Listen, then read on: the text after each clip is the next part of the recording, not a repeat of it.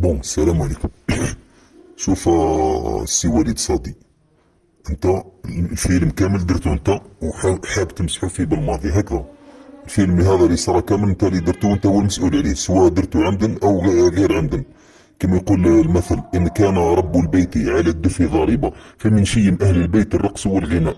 انت درت الفيلم كامل هذا ومسحت الموس فيه بالماضي، فهمتني ولا؟ قتلت القتيل ومشيت في جنازته.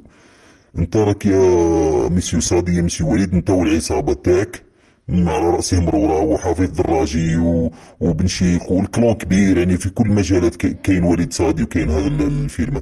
وليد صادي، انت وين كنت كي كانوا يلعبوا لك في الكواليس وشراو الفار وشراو لي زاربيتر لكن انت هو سبب الخسارة تاع الفريق الوطني، مش بالماضي. بالماضي دار الخطة تاعو وجاب احسن اللاعبين في العرب، جابهم كامل احسن لاعبين في العرب. عندكش معناها يلعبوا في لا ليغ دوروب ويلعبوا في الخليج ويسلكوا مليح ويلعبوا مليح. اسمع، مش محتاجينك انت يا مقمل، فهمت؟ مش محتاجين دراهمك يا مقمل، فهمتني والله؟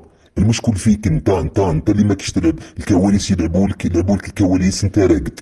لا شراو لك الفار، انت راقد. وين كنت يا صاحبي؟ انت وش خدمتك مال عليه بالماضي؟ ولا يروح يسد الكواليس والادارات ويجري بالماضي، يدرب الفريق، يبدا يلعب، يربح الماتش، تربح. هذه مهمة بالماضي، مش بيك هذا.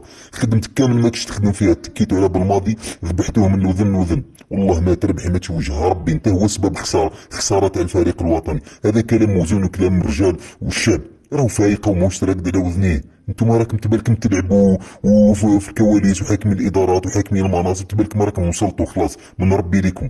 تبالكم انتم راه تقدروا الشعب هذا. والله ما يقدر له الشعب هذا الا ربي سبحانه. وش بيك هذا؟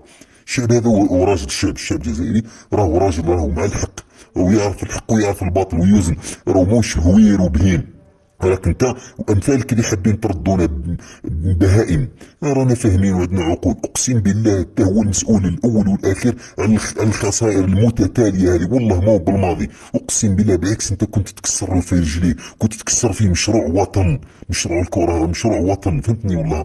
انت هو يا وليد صادي، كيف يلعبوا لك لعبه، يشريو لك لي زاربيتر ويشريو لك الفار ويشريو لك التيران ويشريو لك البيبليك ويشريو لك جمهور يسب بالماضي، يمدوا لهم الدراهم، يمدوا لهم رشوه باش يسبوا بالماضي. وهذه المسؤوليه كامله تحملها انت بالماضي. انت مريض في راسك، انت تيفو انت.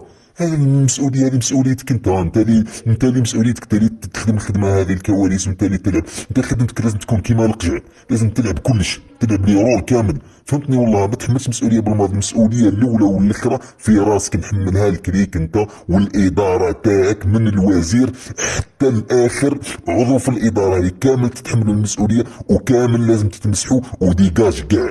كامل لازم ديجاج. لازم الاداره الرياضيه تتعاود كامل، من الوزير. اين الوزير؟ وين راح الوزير هذا؟ وين راح الوزير يحاسبكم ويحاسب الفيلمات؟